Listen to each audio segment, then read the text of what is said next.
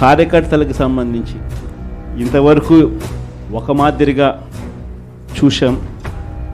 కార్యకర్తలను ఇక్కడ కాదు, కార్యకర్తను ఇంకా గొప్పగా చూసుకునే కార్యక్రమం కూడా జరగాల అని చెప్పి కూడా ఆలోచన. మీ అందరికీ కూడా నేను ఈ విషయం భరోసా ఇచ్చి కూడా చెప్తా ఉన్నాను. ఈసారి మాత్రం కార్యకర్త అనేవాడు వైఎస్ఆర్సీపీ జెండా మోసిన ప్రతి ఒక్కరికి చెప్తా ఉండా, ఈసారి జగన్ మీకు ఖచ్చితంగా భరోసా ఇస్తాడని చెప్పి మాత్రం. ఎందుకనంటే ఈ మాదిరిగా ఎప్పుడు కూడా పరిస్థితి ఎప్పుడు చూడలా, మొట్టమొదటిసారి చూస్తూ ఉన్నాం ఈ మాదిరిగా పరిస్థితి.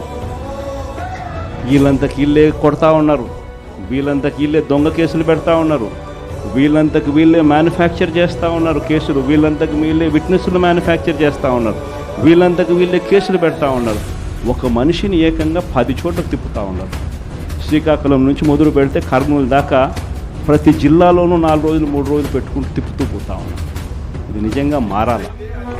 ఈ కళ్ళెదుటే కనిపిస్తూ ఉన్న ఈ కార్యక్రమాలు ఇవన్నీ చూస్తూ ఉన్నప్పుడు మాత్రం నిజంగా మీ అందరికీ నేత్రం ఖచ్చితంగా ఈ భరోసా ఇస్తా, ఖచ్చితంగా నేను చెప్తాను.